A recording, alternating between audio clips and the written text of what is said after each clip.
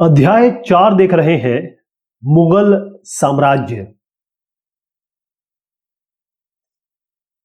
मैं मध्यकाल के बारे में बात करूंगा और क्योंकि हम मुगल साम्राज्य के बारे में बात कर रहे हैं तो कई बार एक चीज मैं आपको बताने की कोशिश करूंगा ताकि आपके दिमाग में छप जाए।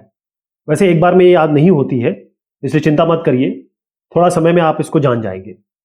शुरुआत हुई थी बाबर से, हुमायूं, अकबर, जहांगीर, शाहजहां और औरंगजेब। 1526 यानी कि जब दिल्ली सल्तनत खत्म हो रहा था, उसके बाद बाबर, ये हिंदुस्तान में तो नहीं थे लेकिन बाहर से आए, और फिर उसके बाद हुमायूं, अकबर, जहांगीर, शाहजहां सब यहीं रहे। हुमायूं को थोड़ा सा बाहर जाना पड़ा था क्योंकि शेरशाह सूरी ने इनको हराया था। औरंगजेब के कारण बहुत सारी चीजें हुई और सबसे इंपॉर्टेंट इसमें है अकबर। अकबर के बारे में इस चैप्टर में बहुत ज्यादा चर्चा है, बहुत ज्यादा चर्चा है। वैसे अगर आप देखें 1556 से 1605 यानी कि तकरीबन आप 9 साल मान लीजिए, 9-10 साल करीब इन्होंने राज किया, लेकिन बहुत बेहतरीन राज किया और इन्हीं की लेगेसी को, इन्हीं की नीतियों को आगे बढ़ाया जहांगीर और शाहजहां ने। लेकिन औरंगजेब तक आते आते चीजें बदली। ये आपके दिमाग में आ गया। अब मैं ये 2-3 बार और बताने वाला हूं आपको ताकि आपके दिमाग में बैठ जाए कि बाबर, हुमायूं, अकबर, जहांगीर, शाहजहां, औरंगजेब, ये बात, इसके बाद जितने भी मुगल साम्राज्य बने या फिर मुगल साम्राज्य के नेता, लीडर, एम्परर आए, वो उतने पावरफुल नहीं थे। सबसे बड़ी बात यह है कि हम हिंदुस्तान के बारे में कभी बात नहीं करते हैं। हम बात करते हैं इस जमाने में, जब हम 1526 से लेकर 1707 तक के बारे में बात करेंगे तो हम बात कर रहे हैं पूरे उपमहाद्वीप के बारे में, इंडियन सब कॉन्टिनेंट के बारे में, क्योंकि ना तो उस समय बांग्लादेश था, ना उस समय पाकिस्तान था, सब एक छत्र में हम लोग थे। और वो जो एक छत्र था उसका मैप भी आपको दिखाऊंगा। उस एक छत्र में हम लोग एक सब कॉन्टिनेंट में थे, तो कहीं भी आना जाना हो जाता था। यानी कि अगर आप कहें अरे कैसे कोई ईरान से यहां पर अटैक करने आ गया, कैसे हम लोग कैसे पहुंच गए ट्रांसोक्सेनिया, तो ये सब बहुत क्लियर, कोई बाउंड्री नहीं थी, यहां वहां आ जा सकते थे, कोई ऐसा वीजा सिस्टम नहीं था। तो इतने बड़े महाद्वीप पर राज करना किसी भी शासक के लिए मध्यकाल में, मिडिवल पीरियड कहते हैं इसको, मध्यकाल, ये जो हम इसको मान लीजिए, हम जब 700 से लेकर 1700 तक के बारे में बात कर रहे हैं, मिडिवल एज, मध्यकाल के बारे में बात कर रहा हूं, उसका कारण ये था कि जो आप यहां पर, मैं अकबर के बारे में जब बात करूंगा या और लोगों के बारे में बात करूंगा तो सबके साथ एक ही समस्या पेश आई थी कि यहां जो लोग रहते हैं उनकी संस्कृति अलग है, उनकी भाषा अलग है, उनका खान पान अलग है, उनमें बहुत सारी विविधताएं हैं। तो उन पर शासन करना, जैसे मान लीजिए एक एग्जांपल ले लीजिए कि कहीं किसी इलाके में केवल क्रिश्चियंस रहते हैं। अब उनका लीडर क्रिश्चियन है, कोई धर्म भेद की बात नहीं, एक ही लैंग्वेज बोलते हैं, आराम से राज कर लेंगे। लेकिन अगर यहीं पे मान लीजिए क्रिश्चियंस भी हैं, हिंदूज भी हैं, मुस्लिम भी है, पारसीज भी है, तब क्या होगा? और ये चीज का बहुत अच्छा सोल्यूशन अकबर ने निकाला था। तो एक तो चीज ये हो गई। लेकिन इन सब के लिए, जैसे मैंने कहा, अकबर ने, तो मुगलों ने इस पे बहुत बड़ा काम किया।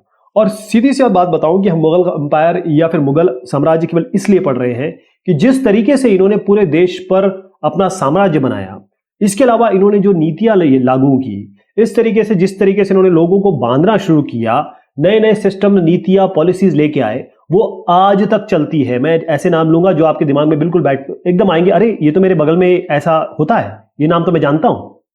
ओके, तो शुरुआत हम करते हैं 16वीं शताब्दी। इसकी शुरुआत से, 16वीं शताब्दी की शुरुआत होती है 1500। तो अगर मैं आपको यहां बताऊं, देखिए 1526 की बात मैं कर रहा हूं, तो इसकी शुरुआती दौर की बात कर रहा हूं। हुआ ये कि, अच्छा, दो शहर बार बार दिमाग में रखिएगा, एक दिल्ली और एक आपके आगरा।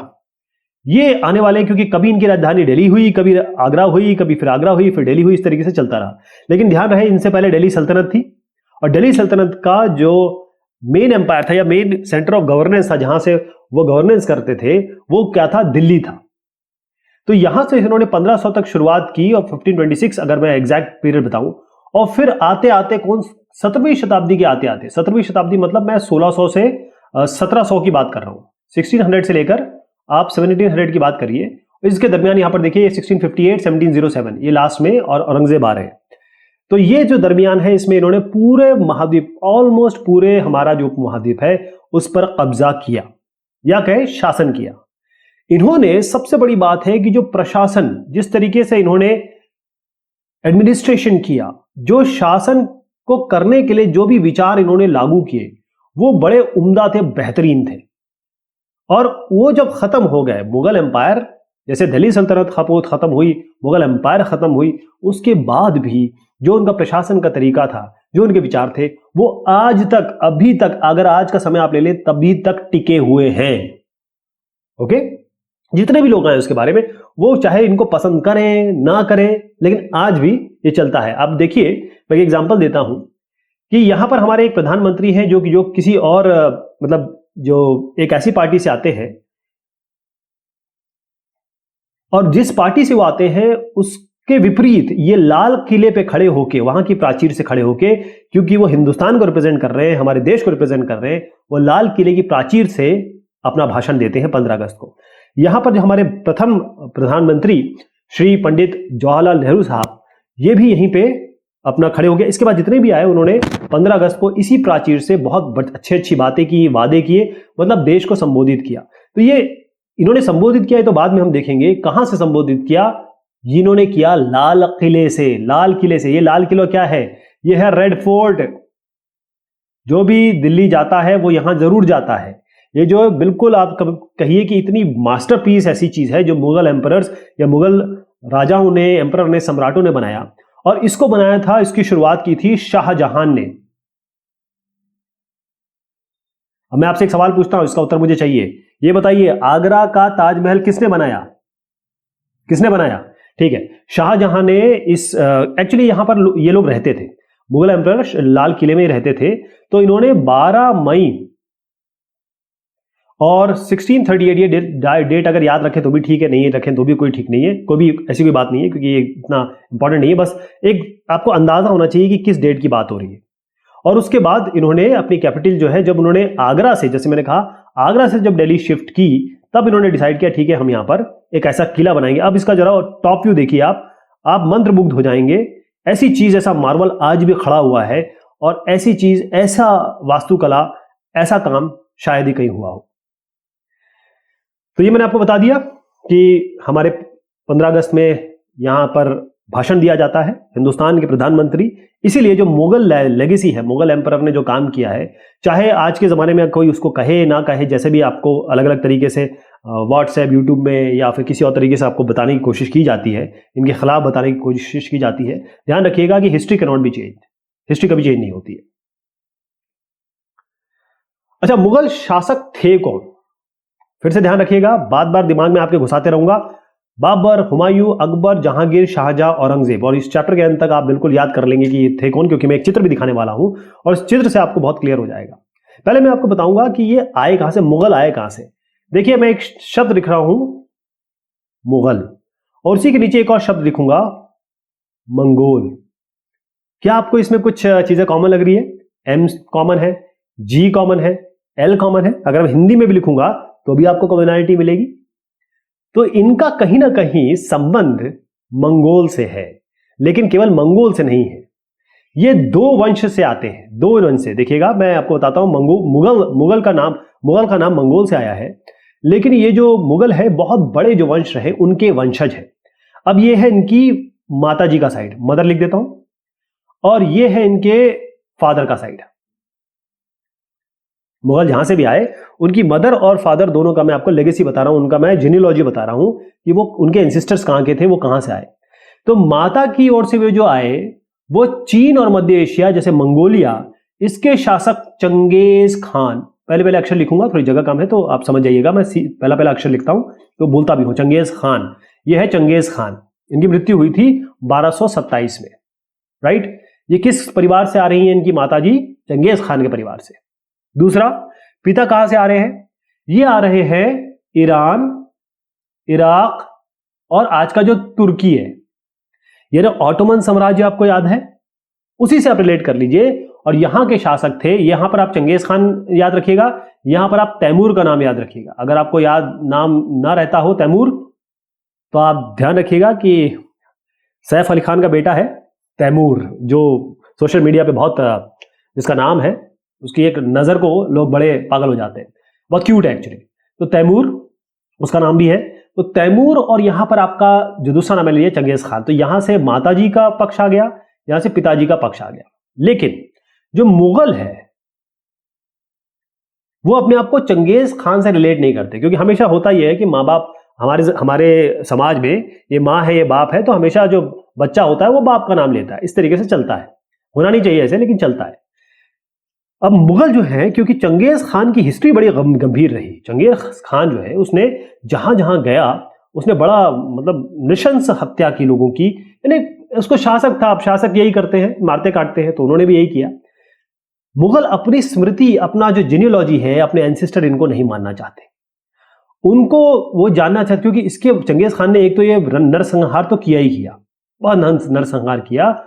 और यही जो उज़्बेक है, उसी थोड़ा सा आप ऊपर जाएंगे पाकिस्तान और साइड में जो आपका इलाका है उससे थोड़ा सा ईरान से ऊपर जाएंगे तो आपको उज़्बेकिस्तान मिलेगा, उसको भी मैं आप दिखाऊंगा। यहां पर उज़्बेकिस्तान अभी फिलहाल इतना मानिए कि यहां उज़्बेकिस्तान है, तो उज़्बेकिस्तान से भी यही इनकी यादें मुफ्तिला थी, जुड़ी हुई थी, लेकिन वो नहीं चाहते थे।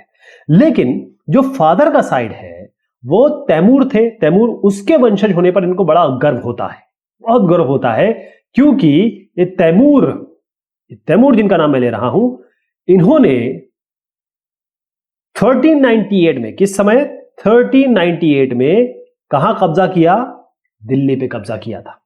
ठीक, इसीलिए, और इनका नाम अच्छे से लिया जाता है तैमूर का, क्योंकि इन्होंने कोई बहुत अच्छे शासक हुआ करते थे, ये कोई इन्होंने गड़बड़ नहीं की अपने जमाने में।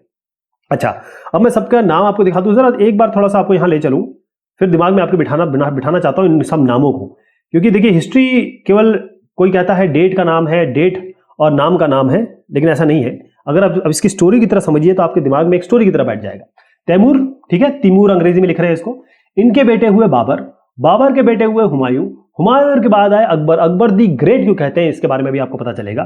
फिर उसके बाद आए जहांगीर, जहांगीर के बाद आए शाहजहां, शाहजहां के बाद आए औरंगजेब, औरंगजेब के साथ और भी जैसे शुजा थे, और एक और मैं नाम लूंगा दारा शिको, वो सब नाम आएंगे, लेकिन फिलहाल आपको यहां तक याद रखना है, इतनी जीनोलॉजी में आपको नहीं जाना है। जो आखिरी मुगल, या कहें कि जो लेट मुगल साम्राज्य में रहे, वो थे बहादुर शाह जफर। यहां तक आते आते इनकी शक्ति बहुत बहुत क्षीण हो गई थी, बहादुर शाह जफर की।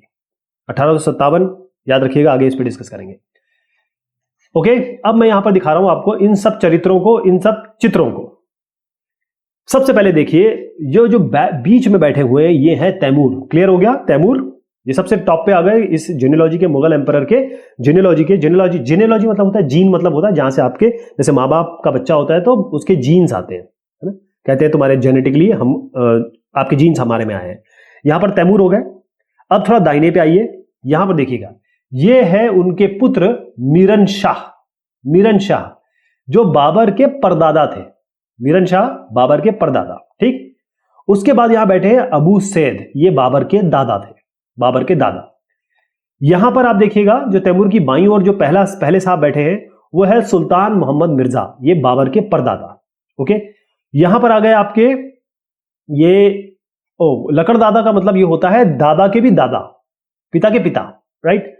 यहां पर आइए, ये इनका नाम मैंने बता दिया, ये सुल्तान मोहम्मद मिर्जा बाबर के परदादा थे। यहां पर आप देखिएगा उमर शेख, ये बाबर के पिता थे।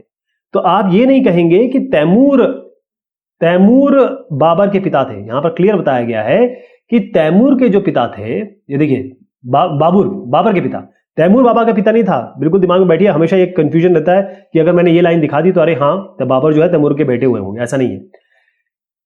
जो बाबर है उनके पिताजी थे उमर शेख, ध्यान रहेगा। ठीक, अब यहां पर देखिए, यहां पर ये जो नाम आ रहा है, यहां पर आपके आ गए, ये हो गया बाबर, ये बाबर है। उसके बाद यहां जो देखिए ये है अकबर, और यहां पर आखिर में जो आपको दिख रहे हैं ये है शाहजहां। यहां पर जो थर्ड नंबर पे दिख रहे हैं इनका नाम है हुमायूं, इसके बाद है जहांगीर, और उसके बाद है औरंगजेब। इनका चित्र देख लिया आपने। इनके चरित्रों के बारे में भी बात करेंगे, कुछ बहुत बेहतरीन रहे अकबर दी ग्रेट, कुछ थोड़े बहुत उनके बारे में हम जरूर चर्चा करेंगे। ओके, अब मुगल सैन्य अभियान ये कैसे हुआ, क्या हुआ, इसके बारे में मैं आपको बताता हूं। सबसे पहले समझ लीजिएगा कि जो पहले मुगल शासक थे वो थे बाबर, जो कि आप चित्र में यहां देख रहे हैं, ये बाबर है। तो यहां पर इन्होंने 1494 इसमें फरगना राज्य का उत्तराधिकार प्राप्त किया। फरगना, अब मैं आपको जगह दिखा देता हूं। ये जो फरगना ना, यहीं पे आप समझ लीजिए कि ये अफगानिस्तान में इलाका है। क्योंकि अफगानिस्तान, पाकिस्तान, ईरान, ये सब हम लोग क्योंकि एक ही सब कॉन्टिनेंट में थे ना, तो आपको नाम याद रखना है। जो बाबर थे ये 1526, ये बहुत इंपॉर्टेंट है कि आपको याद रखना है क्योंकि पहले शासक हैं ये, तो 1526 आपके दिमाग में बैठ जाना चाहिए, यहां से शुरुआत हुई थी, 1526 से शुरुआत हुई। वैसे ये 1530 तक इनका यहां पर नंबर है। ये 1494 में फरगना राज्य का इन्होंने उत्तराधिकार प्राप्त किया। अब आप बोलेंगे 1526 और 1494 तो पहले हो गया, ऐसे कैसे? क्योंकि ये इस जमाने में जब इनको फरगना का इनको उत्तराधिकार मिला या राज मिला, तब ये केवल 12 साल के थे, ओनली 12 ईयर्स, केवल 12 साल के थे। अब उनको क्या हुआ, क्योंकि उज़्बेक कहे मंगोल्स की एक जो दूसरी श्रेणी थी वो थी उज़्बेक, वो बार बार यहां पर फरगना और इस इलाके में बार बार आक्रमण करते रहे, तो ये जो बाबर हैं इनको ये जगह छोड़नी पड़ी। बहुत साल इधर उधर बेचारे भटकते रहे ये साहब, और उसके बाद 1504 में इन्होंने किया काबुल पे कब्जा। काबुल क्या है? आज अफगानिस्तान की राजधानी है, कैपिटल है। 1504 में इन्होंने काबुल पे कब्जा किया। उसके बाद अब मैंने आपको जैसे बताया 1526 आपके दिमाग में घुस जाना चाहिए, क्योंकि 1526 में इन्होंने दिल्ली के सुल्तान इब्राहिम लोदी, इनका चित्रण भी आएगा अभी मैं दिखाऊंगा, इब्राहिम लोदी, इनको पानीपत के प्रथम युद्ध में हराया। पानीपत के 2-3 युद्ध हुए हैं, 2 तो मैं बताऊंगा आपको। पानीपत का जो प्रथम युद्ध था वो हुआ था बाबर और किसके बीच में? इब्राहिम लोदी। बाबर और इब्राहिम लोदी के बीच में हुआ था। इब्राहिम लोदी आपको याद है, दिल्ली सल्तनत का जो आखिरी टर्म चल रहा था उसमें लोदी डायनेस्टी थी, और इब्राहिम लोदी को बाबर ने हराया। कहां हराया? पानीपत की लड़ाई में। ये ध्यान रखिएगा, दिमाग में घुसा लीजिए कि पानीपत आपको याद, पानीपत के जो युद्ध हुए वो याद रहना चाहिए। अगला जो है शेरशाह सूरी और किसके बीच में हुआ वो भी मैं आपसे पूछूंगा। चलिए, यहां पर हो गया। फिर अब ये आ गए, क्योंकि पानीपत जीत लिया इन्होंने। और पहले ये होता था कि अगर आप स्ट्रांग किसी खिलाड़ी को हरा देते थे तो आप पूरे वो जिस इलाके पे साम्राज्य करता था उसके आप एक तरीके से मालिकाना हक हो जाता था। फिर ये आए दिल्ली और आगरा। अब मैंने आपको कहा था दिल्ली और आगरा बार बार ये आने वाला है, तो दिल्ली आगरा पे इनका कब्जा हो गया। आपको समझ में आ गया कैसे ये शुरुआत इनकी कहां से हुई और कैसे यहां पर आ गए। इसमें मैं एक और चीज दिखाना चाहूंगा, पहले आपको ये सारी चीज बता दूं। पहले ध्यान रखिएगा कि जब मुगल सत्ता हुई तो मुगल सत्ता के लिए सबसे चीज ये थी कि जो अफगान है, अफगान जो अफगानिस्तान में थे और अफगान जो हिंदुस्तान में थे, बंगाल के थोड़ा इधर तरफ चले आइएगा, मतलब लेफ्ट की तरफ, आपकी तरफ से, अगर मेरी तरफ से देखा जाए, मतलब स्क्रीन के मैं इस तरफ हूं, तो उस तरफ जो अफगान थे उनसे इनको काफी लड़ाई भी झगड़ा होता रहा। बहुत सारी जैसे और भी ऐसे सल्तनत थी, लेकिन अफगान से इनका वाकई में एक रहा, बार बार इनके साथ फाइट होती रही। फिर आगे बहुत सारे इलाकों पे इन्होंने कब्जा किया। तो एक चित्र आपको दिखाऊंगा यहां पर, इसको देख के आपको समझ में आ जाएगा कि यहां बाबर, मैंने आपको बताया था बाबर और इब्राहिम लोदी इनके बीच में हुआ था वॉर। बाबर ने जो पानीपत इलाका है वहां पर लड़ाई हुई थी, और इसमें इन्होंने बहुत बेहतरीन एक कला होती है, शैली होती है जिसका उपयोग किया, जिसके कारण ये जीते भी। यहां पर देखिए, फर्स्ट बैटल ऑफ पानीपत 1526, दिमाग में बिल्कुल बिठा लीजिए। 1526 फर्स्ट बैटल ऑफ पानीपत किसके बीच में? बाबर इब्राहिम लोदी, बाबर इब्राहिम लोदी, बाबर इब्राहिम लोदी। याद नहीं रखना है, एक बार दिमाग में मैंने घुसा दिया तो आपको हमेशा याद रहेगा। चलिए, अब मैं 2-4 चीजें इनके बारे में बताऊंगा, ये अभी थोड़ा सा आगे मैं डिस्कस करूंगा जब मैं पूरे मुगल शासकों के बारे में बात करूंगा, तो ये सब चीजें आएगा उसमें। द मुगल एम्पायर या मुगल सम्राट, इनके बारे में आज बात करेंगे। सबसे पहले मैं आपको बताऊं कि जो मुगल है, आप एक शब्द देखिए मंगोल, अगर मैं मंगोल करूं इसको, तो इसका कुछ सिमिलैरिटी आपको दिख रही होगी। इसकी सिमिलैरिटी है क्योंकि अगर हम मुगल सम्राटों के वंशज पे जाएंगे या इनके खानदान पे जाएंगे, तो इनकी माता जी जो है वो मंगोल यानी चंगेज खान के परिवार से आती हैं। इनके जो पिताजी हैं वो तिमूर कहते हैं उसको अंग्रेजी में, तैमूर के खानदान से इनके पिताजी आते हैं। ध्यान रखिएगा कि बाबर, इनके पिताजी तैमूर नहीं है, इनके पिताजी का जो नाम है वो उमर शेख है, उमर शेख। तो बाबर कैसे आए? बाबर का समय देखिएगा 1526 से लेके 1530 तक है। बाबर ने पहले कदम कैसे रखा हिंदुस्तान या कहिए कि हमारे सब कॉन्टिनेंट में। 1526 में बाबर ने इब्राहिम लोदी, ये इब्राहिम लोदी है, इनको और इनके अफगान समर्थकों को 1526 में पानीपत की पहली लड़ाई, फर्स्ट बैटल ऑफ पानीपत में इनको हराया। उसके बाद 1527 में राणा सांगा जी, आप यहां पर देख पा रहे हैं, ये जो राणा सांगा जी है और राजपूतों राजाओं इनके साथ जो थे समर्थकों को हराया। खनवा यहां पर इलाका है, इस जगह पे ये है भरतपुर डिस्ट्रिक्ट राजस्थान में। 1528 की बात है कि इसमें चंदेरी में राजपूतों को इन्होंने हराया बाबर ने। और ये जो चंदेरी है ये अशोकनगर डिस्ट्रिक्ट, अगर आप कभी शिवपुरी जानते हो या झांसी के आसपास का इलाका ललितपुर, उस इलाके को आप उसके आसपास का इलाका समझ लीजिए, तो चंदेरी वही है। उसके बाद मृत्यु से पहले इन्होंने दिल्ली और आगरा, ध्यान रहे मुगलों की जो राजधानी थी या तो दिल्ली रहती थी या आगरा रहती थी, तो यहां पर इन्होंने अपना नियंत्रण स्थापित किया। उसके बाद आए हुमायूं। हुमायूं 1530 से 1540 यानी कि ये 10 साल, फिर 1555 से 1556 यानी 15 साल का इसमें गैप है, ब्रेक है, इसके बारे में मैं बताता हूं।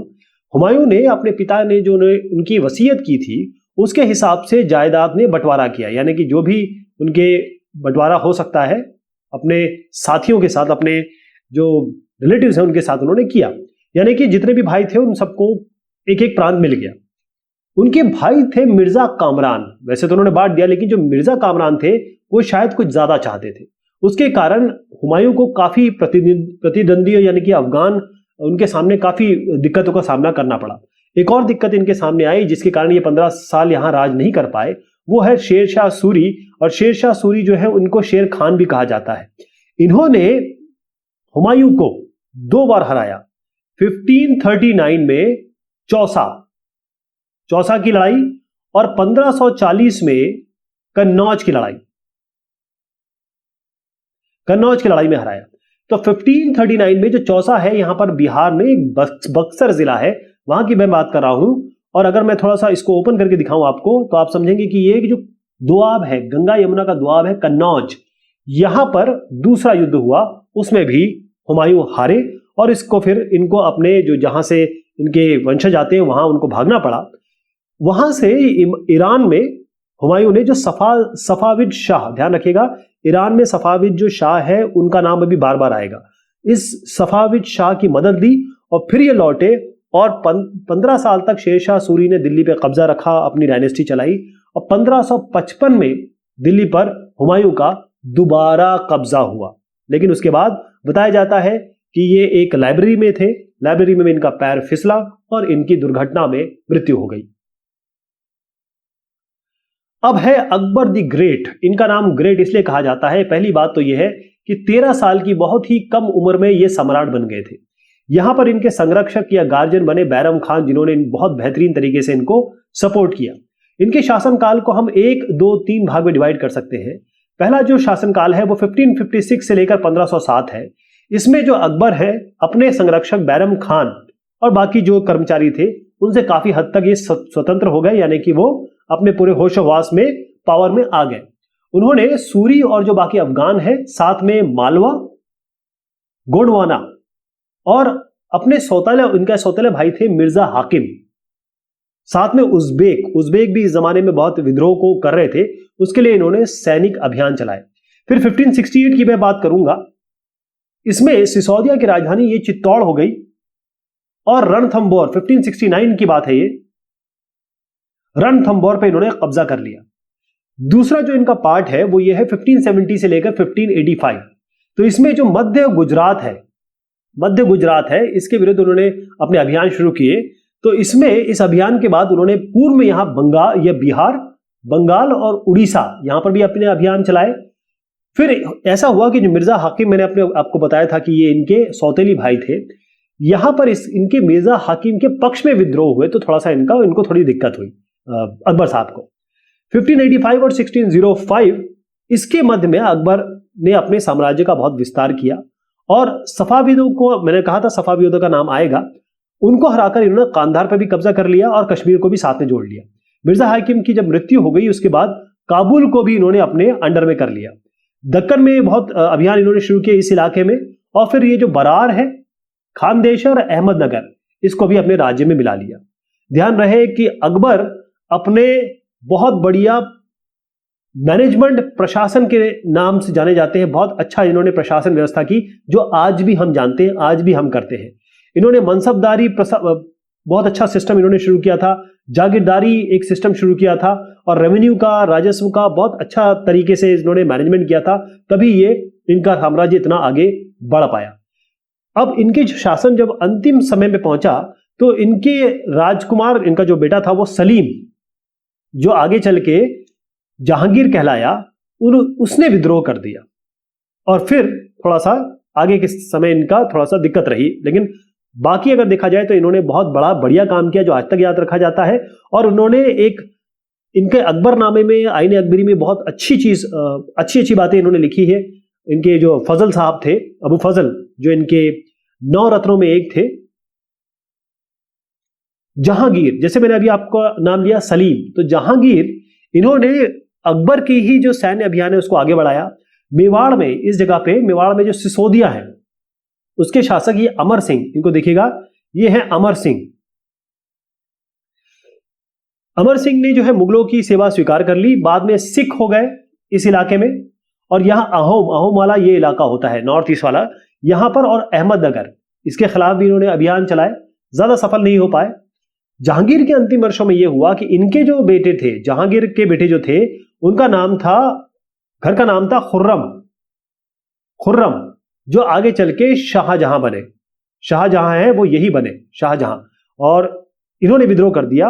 एक चीज इसमें बताई जानी चाहिए कि जो जहांगीर है, इनकी पत्नी थी नूरजहां, बहुत खूबसूरत थी, और साथ में जहांगीर इनको बहुत मोहब्बत करते थे।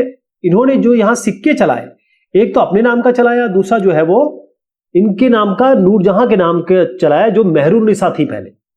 तो फिर ये माना जाता है कि इनका जो प्रशासन था उसमें काफी हद तक नूरजहां का भी उसमें रोल था।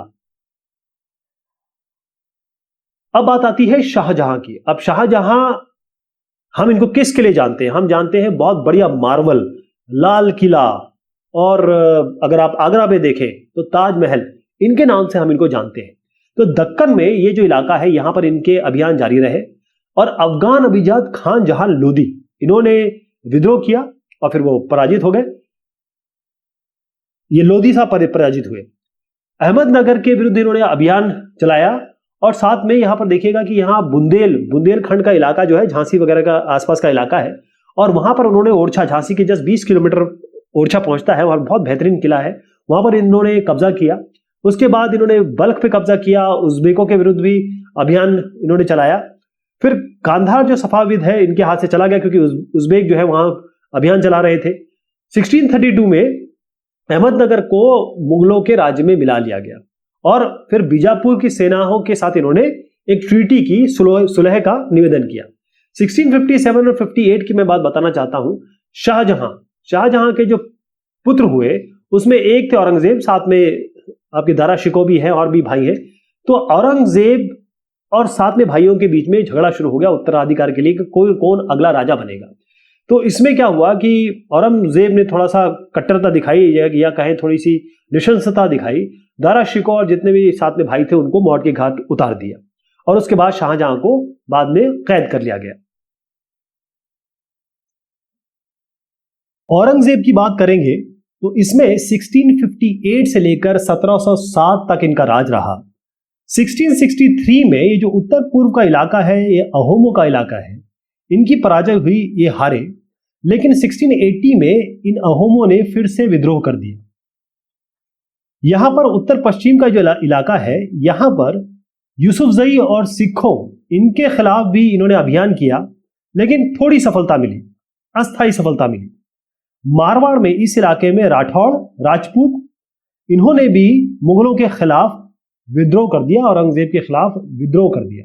उसका कारण यह था कि जब अकबर थे तो उन्होंने मनसबदारी जो व्यवस्था की थी उसमें, और साथ में जब वो राजपूतों को हराते थे तो उनका इलाका उन्हें वापस कर देते थे, और वो कहते थे कि आप ऑटोनोमस हो जाइए, आप अपने इलाके पे राज करिए, और उनको अच्छी तरीके से ट्रीट करते थे।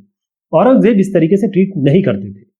एक और एग्जाम्पल यहां पर आता है मराठा सरदार शिवाजी का। तो पहले तो मुगल इनके खिलाफ अपने अभियान में काफी सफल रहे, लेकिन औरंगजेब ने फिर शिवाजी का यहां पर अपमान कर दिया, और शिवाजी आगरा में जो मुगल कैद खाना है उससे ये बाहर निकल गए, भाग निकले।